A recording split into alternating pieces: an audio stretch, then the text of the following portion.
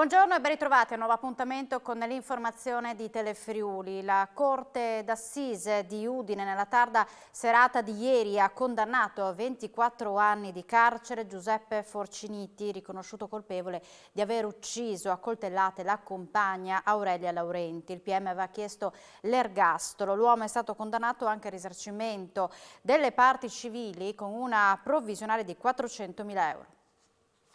Condanna a 24 anni di carcere. Questa la pena inflitta dalla Corte d'Assise di Udine a Giuseppe Forciniti, infermiere di 34 anni, giudicato colpevole in primo grado per omicidio volontario aggravato dalla convivenza. L'uomo aveva ucciso la compagna, Aurelia Laurenti, con 19 coltellate, di cui 5 mortali, nella loro casa di Roveredo in Piano il 25 novembre 2020. La Corte, presieduta da Paolo Alessio Verni, alla latere il giudice Carla Missera, ha condannato l'imputato a risarcire le parti civili con una somma da quantificare in separata sede, stabilendo una provvisionale immediatamente esecutiva di 400.000 euro a favore delle parti offese e dichiarandone la sospensione durante la pena della potestà genitoriale per i 2 figli minorenni avuti con la compagna. Il PM Federico Facchin, nel corso della requisitoria finale, aveva chiesto l'ergastolo, sottolineando l'accanimento con cui Forciniti aveva colpito la donna al limite della crudeltà. Il difensore, l'avvocato Ernesto De Toni, ha sostenuto che Forciniti, da tempo bersaglio delle sfuriate della compagna, avrebbe strappato il coltello dalle mani della donna e l'avrebbe colpita senza memoria dell'accaduto. Forciniti ammise di aver accoltellato la compagna, ma solo per difendersi, sostenendo di ricordare di aver inferto una sola pugnalata, una tesi smontata dall'accusa e dalla parte civile, rappresentata dall'avvocato Antonio Malattia, il quale, dopo la condanna a 24 anni, ha commentato che questa è una sentenza che non ha colto la gravità del fatto e il contesto in cui è maturato. Temo che nella decisione della Corte, ha detto il legale, abbia pesato l'inerzia della Procura, che non ha contestato altre aggravanti come i futili e abietti motivi, l'aver agito con crudeltà in presenza dei minori. Infine, conclude Malattia, resto allibito del fatto che ai 2 minori è stata riconosciuta una provvisionale di 400.000 euro complessivi, inferiore a quella che spetta a chi perde un genitore in un incidente. Un bambino di 14 mesi rimasto ustionato con dell'acqua calda in un'abitazione a Stevena di Caneva. L'incidente domestico si è verificato nel tardo pomeriggio di ieri, quando il piccolo si è avvicinato ai fornelli facendo cadere un pentolino nel quale stava bollendo dell'acqua. Il liquido si è rovesciato addosso al bimbo, creando bruciatura ad una mano e una gamba. Sono stati i genitori, visibilmente scossi, a chiamare il 112. Il bambino sedato ma cosciente è stato successivamente ritrasportato all'ospedale di Udine. Le sue condizioni fortunatamente non sarebbero gravi. Atterraggio d'emergenza ieri pomeriggio per 2 F-16 del 31esimo Fighter Wide nella base militare di Aviano. I 2 aerei da combattimento sono stati costretti a una discesa urgente sulla pista dell'aeroporto Pagliano e Gori. I piloti impegnati nell'operazione di addestramento e di controllo dei cieli al confine con l'Ucraina avevano infatti riscontrato alcune avarie e proprio per questo sono stati costretti a chiedere assistenza alla base. L'atterraggio per entrambi i caccia è avvenuto senza particolari problemi. Un uomo di 30 anni è stato denunciato dalla polizia locale di Trieste dopo essere stato sorpreso a lanciare 2 grossi sassi contro un'anziana colpevole di trovarsi nel posto sbagliato nel momento sbagliato. La sassaiola si è verificata qualche pomeriggio fa in via Rigutti, all'altezza del muro di cinta di un giardino. Ad evitare possibili conseguenze ai danni della donna ci hanno pensato 2 agenti in borghese sul posto per pattugliare la zona dopo alcune segnalazioni di degrado urbano. Gli uomini della polizia urbana hanno visto interamente la scena, hanno notato il giovane andare contro il ricolpevole donna, prendere una pietra di grosse dimensioni e lanciarla contro di essa in vendo. Pochi istanti dopo si è verificato un secondo lancio, anche questa volta andato fortunatamente a vuoto. A quel punto la pattuglia è intervenuta fermando e identificando il soggetto, poi accompagnato in caserma per le operazioni di rito. Nei suoi confronti la polizia locale ha formalizzato la denuncia per getto pericoloso di cose. Diminuiscono i contagi da Covid, ma potrebbe essere l'effetto del calo dei tamponi effettuati nel periodo di Pasqua. Per Gimbe migliorano tutti gli indicatori in Friuli Venezia Giulia. Sull'abolizione dal 1° maggio dell'obbligo di mascherina al chiuso, la Fondazione parla di decisione avventata.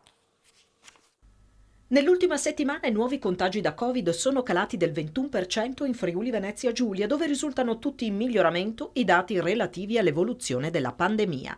A decretarlo è l'ultimo monitoraggio della Fondazione Gimbe, che segnala anche a livello nazionale un calo del 19,5% dei nuovi casi settimanali dal 13 al 19 aprile. Numeri condizionati però, evidenzia Gimbe, da una riduzione dei tamponi effettuati di oltre il 20% in conseguenza delle festività pasquali. Nella nostra regione i casi attualmente positivi ogni 100.000 abitanti sono 1993, sotto alla media nazionale. I contagi diminuiscono del 27% a Trieste, del 23% a Udine, del 20% a Gorizia e dell'11% a Pordenone.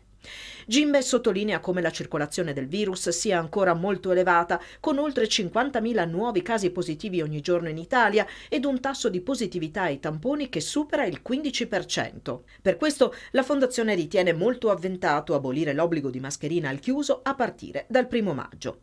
Per Gimbe, inoltre, la campagna vaccinale è ormai ferma al palo. Si allenta ulteriormente, invece, la morsa della pandemia sul fronte degli ospedali. Il numero dei posti letto occupati da pazienti con Covid nelle terapie intensive scende quasi del 9%, resta stabile quello nelle aree mediche. Cala di oltre il 7% il numero dei decessi. In Friuli Venezia Giulia i posti letto Covid occupati in terapia intensiva sono l'1,7%, nelle aree mediche il 13,2%. Sale oltre il 40% la quota delle azioni Civibank detenuta da Sparcasse a 2 settimane dall'avvio delle adesioni per l'OPA lanciata dall'Istituto Alto Atesino. Il 45% per il successo dell'operazione è sempre più vicino. I vertici della Cassa di Risparmio di Bolzano saranno ospiti nei nostri studi in diretta oggi alle 15 per rispondere alle domande dei telespettatori. Cresce ancora in modo sostanzioso l'adesione alle OPA sulle azioni e sui warrant lanciate da Sparcasse su Civibank. La quota comunicata dalla Cassa di Risparmio di Bolzano, tra preadesioni e nuove sottoscrizioni, tocca il 23,22% del capitale sociale, che aggiunto al 17% già in possesso di Sparcasse, porta il totale a superare il 40% delle azioni, avvicinandosi così in modo significativo al 45% indicato come obiettivo minimo per il successo dell'OPA. Oltre 700 azionisti istituzionali e retail hanno finora aderito alla nostra offerta, recita una nota della Cassa di Risparmio di Bolzano. Alla luce dei progressi registrati in pochi giorni, diventa sempre più importante aderire all'offerta entro il 6 maggio, ultimo giorno utile. Intanto Sparcasse sta illustrando sul territorio ai soci di Civibank, attraverso incontri informativi, i vantaggi dell'OPA. Ieri si è svolto un appuntamento a Moimacco, a Villa de Claricini, nel quale la Cassa di Risparmio di Bolzano ha chiarito strategie e ricadute immediate per chi aderisce all'offerta. Oggi altro incontro alla Dacia Arena di Udine alle 18. Un'operazione seguita passo passo dalla nostra emittente. Oggi pomeriggio, a partire dalle 15, in diretta su Telefriuli, nel corso della trasmissione Economai FVG, i vertici dell'Istituto di Credito Alto Atesino saranno ospiti nei nostri studi, pronti a rispondere alle domande dei telespettatori per chiarire ulteriormente tutta l'operazione. Sarà possibile inviare domande al numero 345 9956 897 per porre in diretta alcune questioni riguardo l'OPA. Chiusura d'anno più che positiva per i distretti economici del Triveneto. I migliori risultati sono arrivati dal Friuli Venezia Giulia con 2,7 miliardi di euro di esportazioni e una crescita del 28% sul 2020. I dati emergono da un report di Intesa San Paolo. Numeri da record per i distretti del Triveneto che hanno chiuso in modo brillante il quarto trimestre del 2021, come mette in evidenza il monitor di Intesa San Paolo. A fare da traino il sistema distrettuale del Friuli Venezia Giulia, che presenta i migliori tassi di crescita del nord-est, superando i 2,7 miliardi di esportazioni, con una crescita del 28% sul 2020 e del 15,5% sul 2019. Il distretto del mobile Pannelli di Pordenone tocca un record storico con 1,2 miliardi di euro di esportazioni, una crescita che non si è interrotta durante il periodo pandemico, pari al 40% sul 2020 e al 34% sul 2019. Il mercato russo, che pesa per il 2,5% sul totale del distretto, ha dato segnali tra ottobre e dicembre 2021 di forti difficoltà, meno 34%. Il distretto della sedia e complementi di arredo di Udine, nonostante la ripresa sul 2020, più 16,4%, non riesce a recuperare i livelli del 2019, meno 4%. Gli elettrodomestici di Pordenone segnano però un ottimo risultato, più 47,3 milioni milioni di euro, ma il conflitto russo-ucraino ha acuito il problema dell'approvvigionamento dell'acciaio. Nel settore agroalimentare buona crescita dei vini e distillati del Friuli, più 21,7 milioni di euro. Il prosciutto di San Daniele aumenta ulteriormente la sua espansione internazionale, più 10,9 milioni di euro sul 2019, crescendo sulla spinta di Stati Uniti, Vietnam e Regno Unito. Infine, il caffè di Trieste recupera quasi completamente il calo delle esportazioni del 2020, grazie all'eccezionale crescita della Repubblica di Corea, più 16,4 milioni di euro rispetto al 2019. Ed ora andiamo a Pordenone, il comune punta a rafforzare l'organico della polizia locale, si cerca anche il nuovo comandante che subentrerà a Massimo Livotto. Più sicurezza a Pordenone, con 8 agenti che andranno ad aggiungersi ai 2 appena assunti dal comune e un nuovo comandante della polizia locale che subentrerà a Massimo Livotto, il cui contratto è in scadenza a settembre.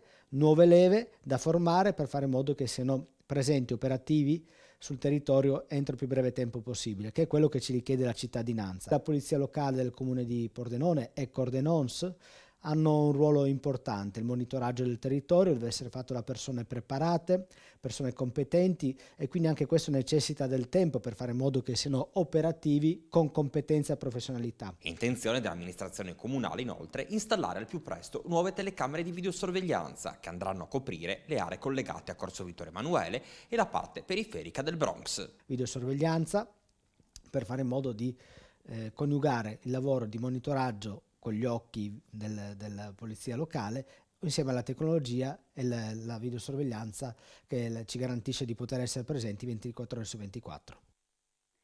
Una nuova chiusura sulla 4 è prevista nel fine settimana per la demolizione dell'ultimo vecchio cavalcavia che attraversa l'autostrada nel tratto Alvisopoli-Portoguaro interessato dai lavori per la terza corsia. Si tratta dell'ultimo vecchio manufatto da abbattere della strada provinciale 251 di Portoguaro, pertanto dalle ore 20 di sabato 23 aprile alle ore 7 di domenica 24 verrà chiuso il tratto della 4 tra San Stino di Livenza e la Tisana in entrambe le direzioni.